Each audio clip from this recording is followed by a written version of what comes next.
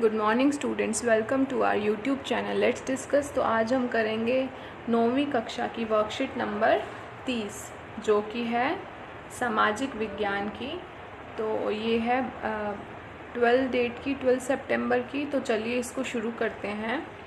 ऋतुएं, monsoon की वापसी, ये हमारा विषय का नाम है। तो चलिए इसको शुरू करते हैं कि अक्टूबर नवंबर के दौरान दक्षिण की तरफ सूर्य की आभासी गति के कारण मॉनसून ग्रत निम्न दाब उत्तरी मैदान के ऊपर शिथिल हो जाता है। निम्न दाब के स्थान पर उच्च दाब प्रणाली का बनना, जिसे दक्षिण पश्चिम मॉनसून पीछे हटना शुरू हो जाता है।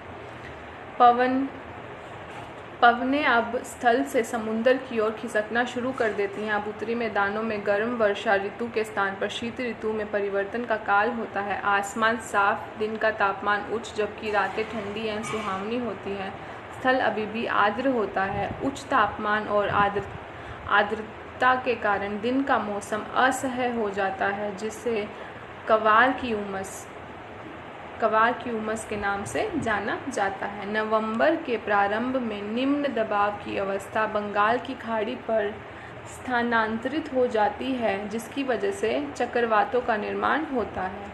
ये उष्णकटिबंधीय चक्रवात भारत के पूर्वी तट को पार कर प्राय विनाशकारी तूफान और वर्षा लाते हैं, जिससे बड़े पैमाने पर जान माल की हानि होती है। कोरोमंडल तट पर अधिकतर वर्षा इन्हीं चक्रवातों की वजह से होती है। तो चलिए स्टूडेंट्स, अब हम इसके प्रश्न उत्तर कर लेते हैं। हमारा पहला प्रश्न है, अक्टूबर नवंबर में मैदानी इलाकों में उच्च दाब क्यों बनना शुरू हो जाता है?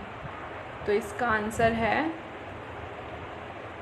अक्टूबर नवंबर में पृथ्वी के अपने अक्ष का झुकाव कारण सूर्य की किरणें मकर रेखा पर सीधी पड़ती हैं, जिसके कारण उत्तरी गोलार्ध में तापमान कम होना आरंभ हो जाता है। इसी कारण अक्टूबर नवंबर में मैदानी भागों उच्च ताप बनना शुरू हो जाता है। दूसरा प्रश्न है हमारा, मॉनसून की वापसी की कुछ प्रमुख विशेषताओं को लिखिए। दूसरा उत्तर है हमारा, अक्टूबर नवंबर में उत्तरी मैदानी भागों में तापमान कम होने के कारण उच्च दाब का क्षेत्र बन जाता है।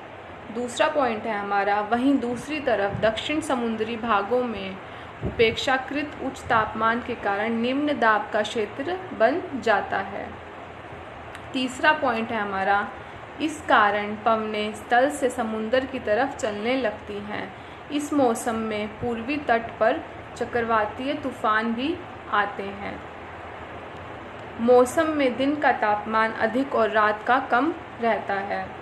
थर्ड प्रश्न है हमारा, मॉनसून पूरे देश को एक सूत्र में बांधता है, इस कथन की समीक्षा कीजिए।